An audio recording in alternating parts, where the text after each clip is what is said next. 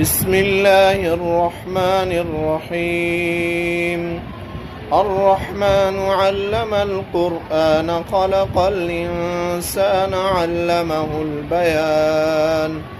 الشمس والقمر بحسبان والنجم والشجر يسجدان والسماء رفعها ووضع الميزان ألا تطغوا في الميزان وأقيموا الوزن بالقسط ولا تخسروا الميزان والأرض وضعها للأنام فيها فاكهة والنخل ذات الأكمام والحب ذو العصف والريحان فبأي آلاء ربكما تكذبان